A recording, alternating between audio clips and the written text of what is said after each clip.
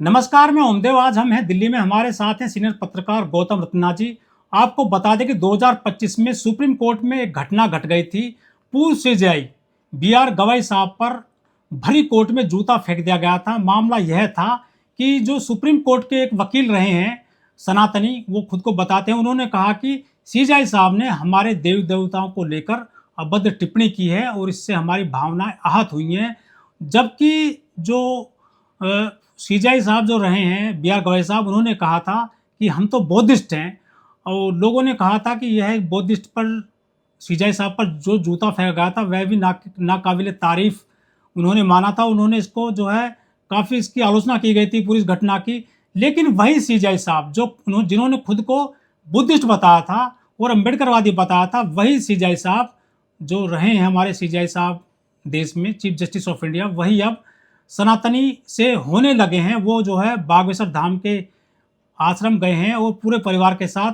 तो इस घटना को लेकर अब अम्बेडकरवादी कहने लगे हैं कि जिस सीजेआई साहब के मामले को लेकर पूरे देश में अम्बेडकरवादियों ने और बहुजन लोगों ने जय भीम जय भीम सीजेआई साहब का पक्ष लिया था और कहा था कि यह जो घटना की गई है, सीजेआई साहब पर जो जूता फेंका गया है, यह गलत हुआ है। उनके साथ खड़े हो गए थे बहुत सारे लोग, और बदले में तो एक वकील ने, कड़कड़डुम्मा के वकील ने, उसी आरोपी पर जिसने जूता चलाया था सीजेआई साहब पर, उन पे जूता चला दिया था। और लोगों ने कहा था हम सीजेआई साहब के साथ खड़े हैं।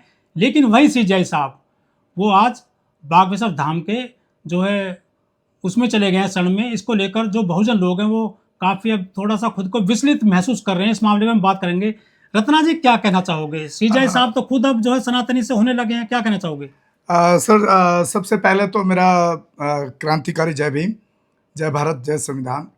देखिए, यहाँ जो सीजेआई जो वहाँ पहुँचे हैं बागेश्वर धाम में, तो एक तो मैं आपको ये बता दूँ, ये बुद्धिस्ट परंपरा का हिस्सा नहीं है। मैं बचपन से आज तक अपने जीवन में, अपने जब से होश संभाला है, कभी किसी मंदिर नहीं गया, कभी किसी मस्जिद नहीं गया, कभी किसी गुरुद्वारे नहीं गया, मतलब किसी भी धार्मिक स्थल पर मैं नहीं गया हूँ आज तक। और मैंने प्रोग्रेस की है बिना आस्था के, बिना किसी में भी आस्था के प्रोग्रेस की है। मैंने पढ़ाई खुद से काम करके की है, इंजीनियरिंग किया है मैंने, और बाद में मैं मीडिया में, सैटेलाइट मीडिया में, फिल्म लाइन में पिछले 30 साल से, लगभग 35 साल से मैं काम कर रहा हूँ। तो मुझे तो कोई ज़रूरत नहीं पड़ी आज तक किसी ना किसी का दबाव आया, ना कुछ आया। तो इससे जाहिर होता है कि वो नकली बुद्धिस्ट है। सीजेआई साहब, हाँ, नकली बुद्धिस्ट है। बौद्ध धर्म में कहीं भी, बौद्ध धर्म की आइडियोलॉजी में किसी भी आस्था के सामने घुटने टेकना नहीं है।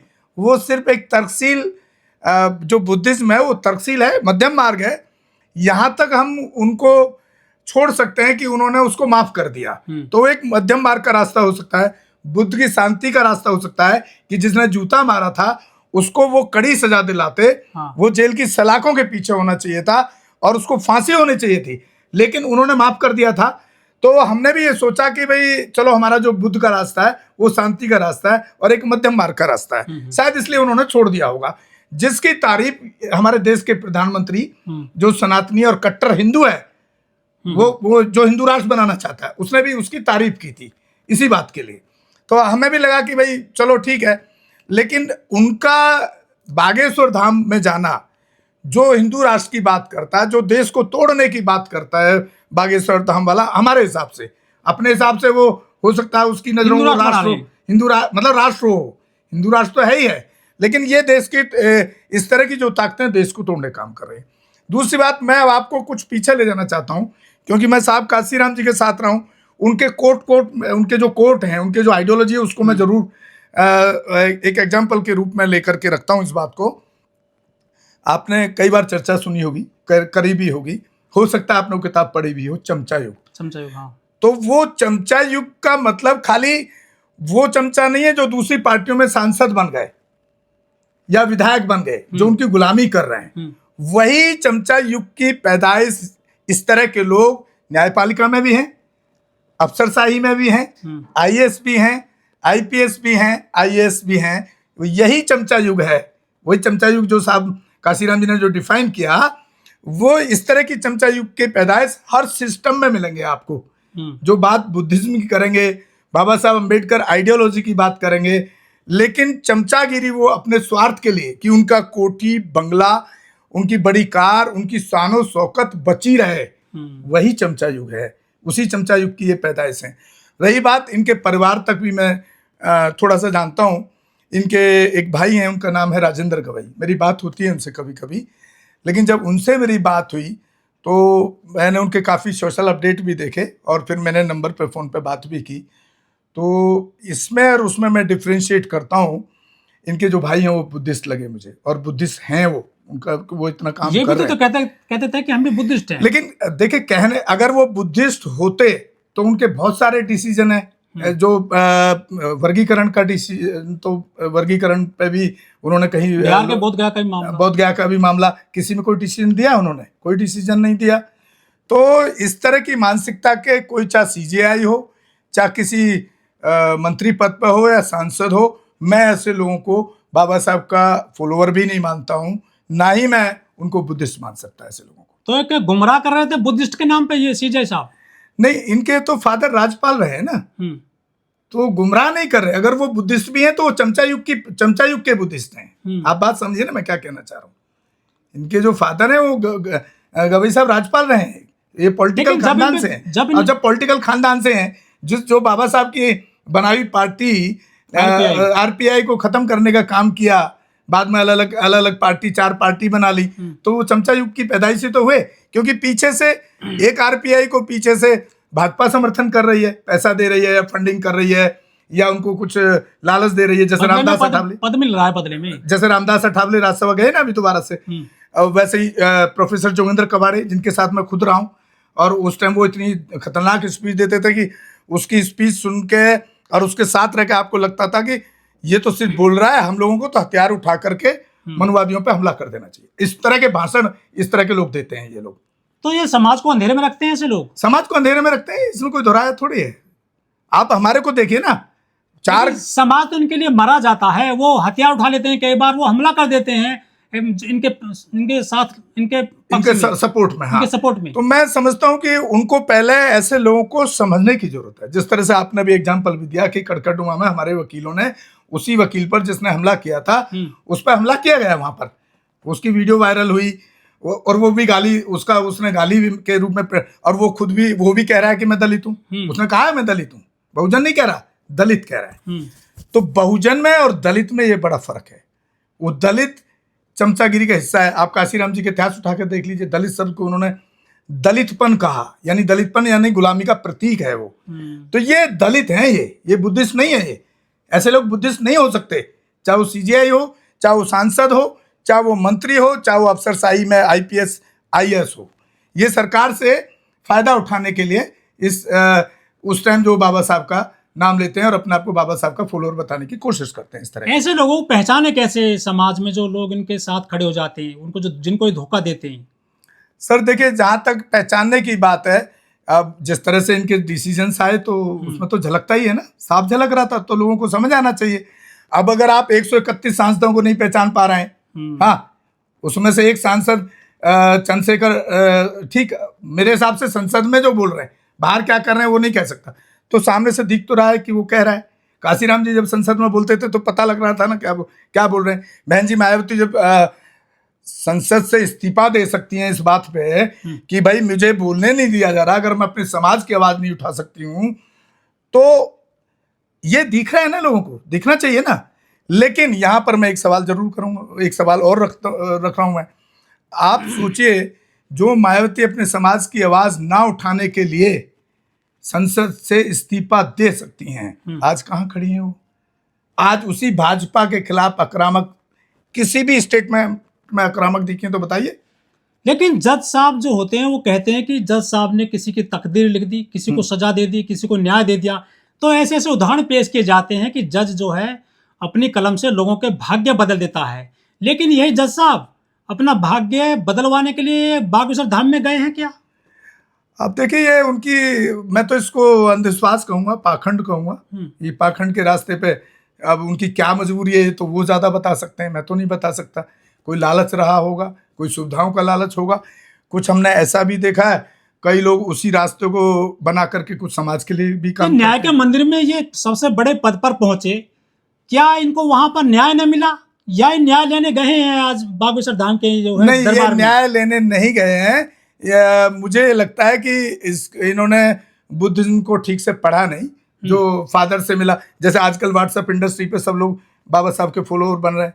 अब वो उनसे जय भीम के अलावा अगर आप 10 सवाल कर लोगे बाबा साहब की आइडियोलॉजी पे या बाबा साहब के लिटरेचर पे या बाबा साहब की जीवनी, उनको कुछ पता ही नहीं है। तो असली अम्बेडकरवादी ऐसी संख्या तो बहुत हजारों में मिलेगी, लाखों में। असली अम्बेडकरवादी कौन होता है, उनकी पहचान कैसे की जाए जो लोगों को धोखा दे रहे हैं, समाज को धोखा दे रहे हैं? सर देखिए, मैंने आपको पहले ही बता चुका हूं, वैसे तो अम्बेडकरवादी कभी भी किसी मंदिर में नहीं जाएगा, किसी आस्था में नहीं पड़ेगा। आस्था तो माँ बाप में भी होती है। नहीं, देखिए, आस्था ही अंधा बनाती है। अगर मेरे माँ बाप गलत रहे तो मैं उनके खिलाफ ना बोलूं, क्योंकि मेरे माँ बाप हैं। मैं नहीं मानता इस बात को। बुद्धिज्म का मतलब क्या है? तर्कशील है ना। अगर मेरे फादर अगर मेरे को शराब पी करके मार रहे हैं, मेरे फादर मेरी फीस तक का पैसा नहीं जुटा रहे हैं, तो आप कह रहे हैं कि उसमें आस्था रखूंगा मैं ऐसे माँ बाप में? किस लिए रखूंगा? हमारे जो बाबा साहब ने आइडियोलॉजी जो बाबा साहब की कहती है वो शिक्षित बनो। लोग बोलते हैं शिक्षित बनो, और उनसे पूछा जाए कि अपने बच्चे को पढ़ाने के लिए कितनी शिक्षा पर तुम पैसा खर्च कर रहे हो कमा करके? वो शराब तो पी लेगा 1 क्वार्टर, लेकिन बच्चे की फीस और किताब और कपड़े के लिए, ड्रेस के लिए पैसे नहीं है उसके पास। तो ऐसी आस्था को मैं ठोकर मारता हूँ। मैं ऐसी आस्था में विश्वास नहीं रखता। लेकिन लोगों ने अब जो है मोर्चा खोल दिया है कि ये सीजेआई साहब जो रहे थे 2025 तक, तो ये समाज को क्या अंधेरे में रखे हुए थे कि वो बुद्धिस्ट नहीं है, वो तो जो है पूरा सनातनी नहीं। बिल्कुल अंधेरे में रखे हुए थे, और समाज को ऐसे लोगों को एक्सपोज करना चाहिए। और आप अच्छा काम कर रहे हैं कि आपने डिबेट, आज का जो डिबेट रखा है या इंटरव्यू रखा है, इसी सब्जेक्ट पर रखा ताकि लोगों को पता लगे और लोग ऐसे लोगों की पहचान करना शुरू करें।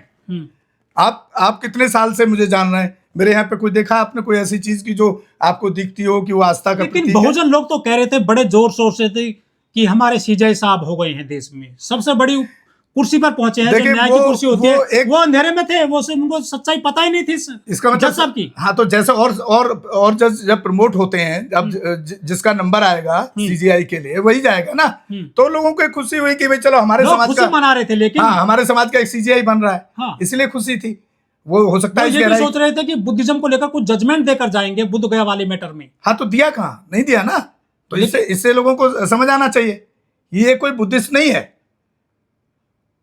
कहीं से भी बुद्धिस्ट नहीं है इस तरह के लोग। ये जो फिर बयान दे रहे थे हम बुद्धिस्ट हैं। मैं इनकी बात नहीं कर रहा हूँ, ये अकेले यही थोड़ी हैं। आपके जंतर मंत्र पे आप डेली कवर करते हो। हाँ। वो जो बोलते हैं वहां पर, मैंने लास्ट टाइम भी संगठन बन रहे हैं बाबा साहब के नाम पर, बुद्धिज्म के नाम पर सैकड़ों लाखों, कहते हैं कि 10 लाख संगठन है बाबा साहब के नाम पर, बुद्धिज्म के नाम पर, जो कहते हैं समाज का भला करेंगे।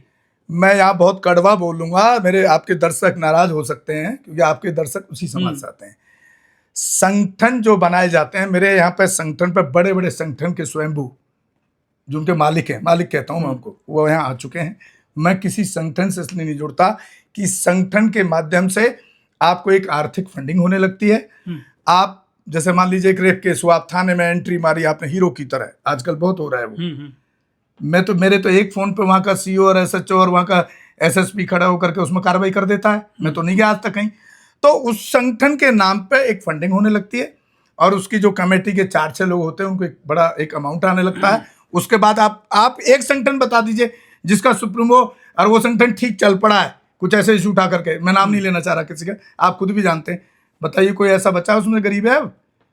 संगठन के जो सुप्रीमो है, अध्यक्ष हैं, उनके जो 4-5 लोग जो मेन पोस्ट होती हैं, सब पे आपको समाज के पैसे से कार में घूमते हैं। मैं तो ऐसे लोगों को जो इस तरह के लोग हैं संगठन के नाम पे, जो अब समाज के पैसे से बड़ी गाड़ियों में चलते हैं, बड़ा बंगला खरीदते हैं या बाउंसर रखते हैं, मैं उनको गद्दार कहता हूं। मैं अपनी स्पीच में भी गद्दार कहा है ऐसे लोगों को। चाहे वो कोई भी संगठन हो, चाहे वो पुरानी पार्टी हो, चाहे नई पार्टी हो, या बड़ा पार्टी हो, मेरी तरह काम करके दिखाए ना।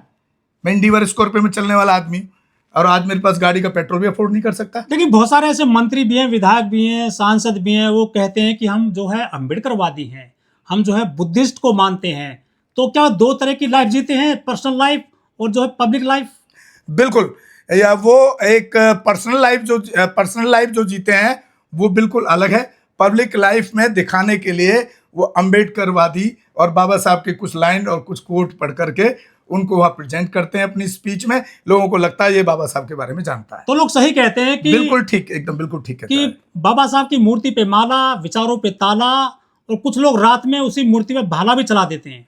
देखिए, भाला चलाने वाले लोग तो मनुवादी हैं, हाँ। लेकिन जो मूर्ति पे जो आपने दोबारा माला। बोलिए, मूर्ति पे माला, विचारों पे हाँ, ताला। जो माला चढ़ा रहे हैं वो वाकई में विचारों पे ताला लगाने का काम कर रहे हैं। सीजे साहब तो खुद जो है, आप बाबा साहब की मूर्ति पे माला ना चढ़ाएं, आप उनको, हमने पिछले एपिसोड में दिखाया, आपको सारी किताबें रखी हैं मेरे पास में, बाबा साहब की लिखी हुई, खुद की लिखी हुई, आप उनको पढ़ने का काम करें। जिस दिन आप बाबा साहब की किताबों को पढ़ना शुरू कर देंगे, आप बाबा साहब के हिसाब से उनके विचारों पे काम करना शुरू कर देंगे और समाज के लिए इतनी बड़ी कुर्बानी दे देंगे, जिस तरह की कुर्बानी मैंने दिया। आप देख रहे हैं पसीना आ रहा है, यहाँ पे एसी तक नहीं है हमारे पास में, नहीं चलाते। हमें समाज की हमें अपने से ज्यादा चिंता है, इसलिए हमें गर्मी में भी कोई दिक्कत नहीं है। या तो फिर जो जैन होंगे वो मेरे जैसे लोग मिलेंगे, अदरवाइज तो जो समाज के पैसे से, मैं ये नहीं कह रहा कि खुद के पैसे से कमा कर एसी चला रहा, तो उसको मैं गलत नहीं कह रहा हूं, मैं उसको गलत कह रहा हूं जो समाज के पैसे से संगठन बना के धन इकट्ठा करके काम कर रहे हैं, वो बाबा साहब को ठीक से पढ़े नहीं है। नहीं तो जो बाबा साहब को पढ़ेगा और समाज के लिए काम करेगा, उसको अपने किसी भी सुख सुविधा की बिल्कुल चिंता नहीं होगी। और बुद्धिज्म भी यही कहता है, बुद्धिज्म का रास्ता ये है कि आप अपने जो लोभ, लालच, सुख सुविधाएं उनको छोड़ देंगे, तब आप समाज का काम कर पाएंगे। नहीं तो ये बाकी जो कर रहे हैं सब बेईमानी है सर। तो बुद्धिज्म के बाद में अब जो ये जी। गवाई साहब जो पहुंचे हैं बागेश्वर धाम की शरण में, तो क्या वहां से कुछ मिलेगा इनको, कुछ भला हो पाएगा फिर से इनका लाइफ में? नहीं, क्या उनको भले की जरूरत भी नहीं है मेरे हिसाब से। तो एक सीजीआई बन गया तो उसकी तो पेंशन और उसकी जो सुविधाएं, उसको पर्ची निकालते हैं ना वो, पर्ची निकालते हैं ना। पर्ची तो धंधा है उसका, जैसे आपके लोगों का धंधा है संगठन बना के पैसे इकट्ठा करो, उसका भी धंधा है। जिसकी पर्ची क्या पता पर्ची निकलवाने गए हो सीजे साहब? जिसकी पर्ची पॉजिटिव निकल जाएगी, वो तो बाबा बागेश्वर धाम को लाखों करोड़ रुपए भी दान दे देगा। तो तुक्का है। हाँ, हो सकता है इनकी पर्ची भी निकल जाए, बढ़िया, फिर ये जो कुछ कमाया हो उसमें से एक हिस्सा उसको भी दे दे। विद फैमिली गए, वहां एक पट्टा लग जाएगा उनका, विद फैमिली गए। मान लो उसके जो उसने वहां बना रखा है उसमें एक कमरा भी बनवा दिया, तो उसके लाखों भक्त, अंधभक्त हैं, वो आएंगे, वो देखेंगे अरे गवाई साहब बुद्धिस्ट थे, लेकिन देखो उन्होंने यहाँ पे कमरा बनवाया। धंधा है, बिजनेस है। पूरे देश के अंदर जहां कहीं भी बहुजन समाज पर एट्रोसिटीज होती है, उस एट्रोसिटीज पर अगर वो व्यक्ति, वो परिवार मेरे पास तक पहुंच जाता है, जिन केसेज में मेरे फोन के जाने के बाद एक्शन हुआ, उस पर रेप केस तक है, कुल्हाड़ी से काटे हुए हमारे समाज के, बहुजन समाज के लोगों को काटा गया, उन पर कार्रवाई कराने का काम किया। ऐसे सैकड़ों मनुवादियों को जेल भिजवा चुका हूं जो मेरे समाज पे, मेरी बहन बेटियों पर अत्याचार करते हैं। मेरे फिल्म प्रोडक्शन हाउस के अंदर अगर कोई आदमी इलेक्ट्रॉनिक मीडिया के अंदर जाना चाहता है या फिल्म लाइन में जाना चाहता है, उसको फ्री ऑफ कॉस्ट ट्रेनिंग में दे रहा हूं और देता रहूंगा। धर्म पढ़ाएंगे आपको, रामायण, महाभारत, गीता, बाइबल और कुरान। दोस्तों, आपको पढ़ना होगा भारत का संविधान। 1984 में काशीराम साहब को ज्वाइन किया मैंने। जय भीम, जय भीम। और उस टाइम में 9th क्लास में पढ़ता था। उनके उस रास्ते पे काम करता हूँ। सामाजिक आंदोलन चलते रहना चाहिए, राजनीतिक आंदोलन चले या ना चले। ना बिकता हूँ, ना मुझे कोई खरीद सकता है, ना समझौता करता हूँ, सिर्फ 18 घंटे काम करता हूँ। जब तक मेरे समाज के, बहुजन समाज के पीड़ित व्यक्ति को न्याय नहीं मिल जाता, तब तक मैं बाबा साहब के विचारों और संविधान पर चलता हूँ। 9810085714 गांव की घटना है। ठाकुरों ने राइफल से गोली चलाई, मारने का प्रयास किया, सिर्फ बारात चढ़त के ऊपर की, इस रास्ते से बारात नहीं चढ़ेगी, ठाकुरों का रास्ता है। सारे चैनल को बोला कि भाई ये स्टोरी चला दो, किसी कोई चैनल पे स्टोरी चलाने के लिए तैयार नहीं होगा। कौन से बहुजन समाज को न्याय दिलाने की बात कर? काशीराम साहब कहते थे कि मैं किसी की शादी में नहीं जाऊंगा, किसी के फंक्शन में नहीं जाऊंगा, किसी घर नहीं जाऊंगा, ना शादी करूंगा, ना गए कभी। जो संगठन, जो राजनीतिक लोग चला रहे, वो अपने घर में पहले सुरक्षा और बंगला और पैसे का और बड़ी कार का इंतजाम कर रहे हैं। उस पर भी आपको सोचना चाहिए। फिल्म लाइन और इलेक्ट्रॉनिक मीडिया में इस समाज के लोग, जो पुअर सेक्शन है, पुअर कास्ट जिसको कहते हैं, SC ST OBC माइनॉरिटी, एक भी चैनल का कोई भी मालिक इस देश के अंदर आज तक नहीं है। क्यों नहीं है? हमारे चैनल लाइक, शेयर, सब्सक्राइब देखना मत भूलिएगा। इसी के साथ आप लोगों से विदा लेता हूं। जय भीम, जय भारत, जय संविधान, नमो बुद्धाय।